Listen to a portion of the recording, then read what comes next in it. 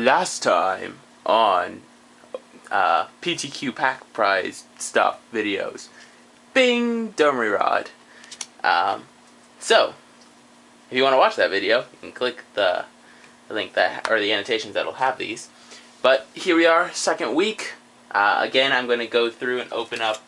We still have this much of the box left over. So we're going to go ahead and once again open up a Dragon's Maze, Gatecrash, Return to Ravnica set.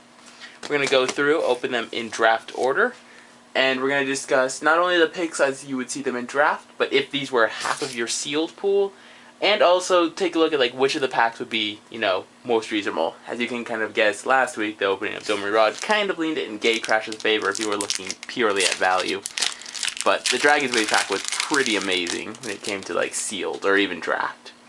So once again, any cards that I think are very, very powerful and worth first picking, I typically bring to the front. So you have a Boros Keyrune, a Rakdos Drake, Runner's Bane. Vishano First Blade is very good in the dedicated Boros deck. We have a foil too. Mind Static, Thrashing Moss Dog, people don't give enough credit to. Fatal Fumes, even though it's removal, it's not as powerful removal as one would expect. So it's not actually, I don't think, first pickable. Murmuring Phantasm, Gruul Keystone, or Gruul Cluestone, blah. Warped Physique is fine and is our first uncommon. You really have to be the dedicated Dimir deck and always have cards in hand to make it work, but it's playable. We have a Spike Jester, which is first pickable if you really can go aggro. We have a Profit Loss, a Catch and Release, and a Foil Armored Wolf Rider, and a Dimir Guildgate.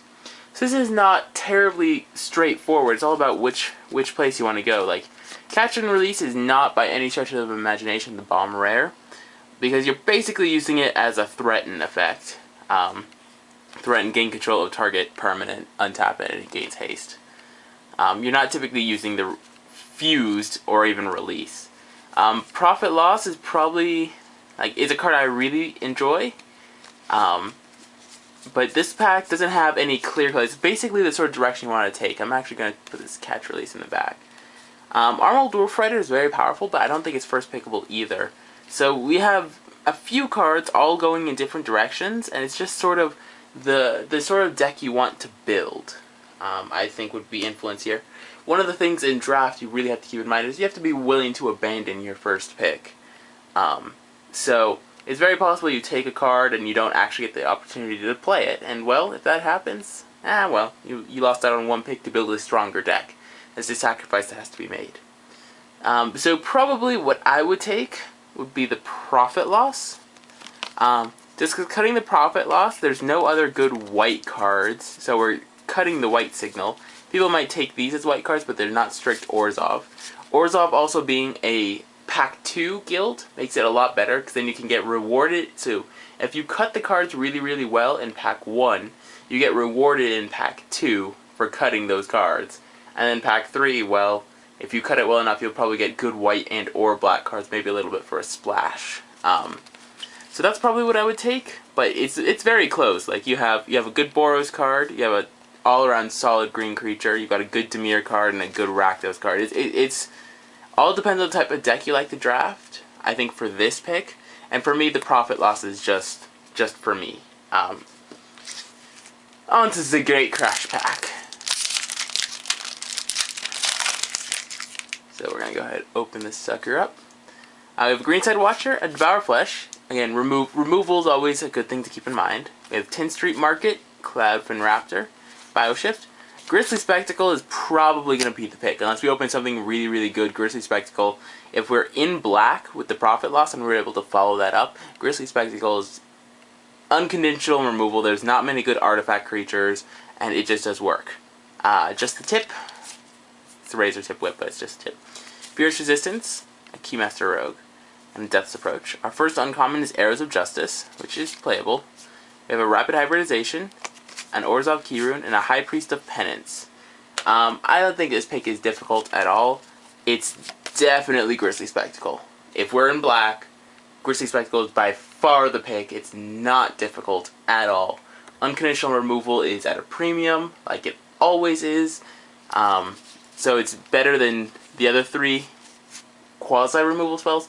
This guy holds off Boros surprisingly well, and the other cards are very good, but Grisly Spectacle is well, Grizzly Spectacle. This is also playable. I don't like taking Rapid Hybridization first pick, but Grizzly Spectacle is a card I have first picked many times in Gatecrash drafts, and that I will first pick in the Gatecrash packs a lot more. Just, it is that good. And on to the Return to Ravnica pack. By the way, if we're in Sealed, it's a good start. Like, we already have 4 good Orzhov cards here. We have a Profit Loss. We can also splash blue to play the Warped Physique. Like, we're on the right track if we're going sort of like Esper Sealed pool. And on to the Return to Ravnica pack. So if we were drafting, this would probably be the emptiest pack if we were going Esper. Just because all we have here are Azorius cards. We have 2 guilds in the last pack, so... And no, something to keep in mind. We have a Pursuit of Flight, Drainpipe Vermin. Giant Growth is a card I very much enjoy. I don't like taking it first pick, but if you can pick it up late, it's a good combat trick. Probably not going to go well in the deck we're starting to draft, though, or in a sealed pool with this. Crosstown Courier, Vassal Soul, Sundering Growth. Indrik's a powerful card. Runewing's fine. Sunspire Griffin always is underrated. Like, I'm surprised people don't take 2-3 flyers for 3 that high. Perilous Shadow is a card that's impressed me of late. Sphere of Safety is a card that everyone seems to love, and I don't. We have an Is It Charm, also good. That, by the way, this was our first uncommon. Street Spasm, and our rare is a Chromatic Lantern. So this pack, it sort of depends the approach you want to go and how you've already done. Like, if we're going Esper, probably the pick is the Sunspire Griffin, more than anything else. 2-3 flyers for 3, block very well, attack decently. The Chromatic Lantern is cool and all, but probably not what we want to be playing. 2 good red cards, unfortunately, one of them being blue-red, so definitely not in our colors. This pack was pretty weak for us overall if we were going Esper. If this was a sealed pool, well, you get to play the Chromatic Lantern almost. You get to play it a lot better. Sealed is a lot slower, so being able to fix your mana immediately and have a little bit of extra mana, tapping the Lantern, of course, never hurt. But this pack, like this set's a lot more difficult than the one last time, where we got to jump around a little bit and have a really good first pack and follow it up. This one, we had a pretty decent Gatecrash pack, so this would probably be our cushion for our sealed pool. But for draft, this one would come down a lot more to being able to read signals, know what's going on, and anticipate what's happening. Anyway, thank you all for watching. Rate, comment, subscribe, and I'll see you guys next Friday for the next episode. Bye.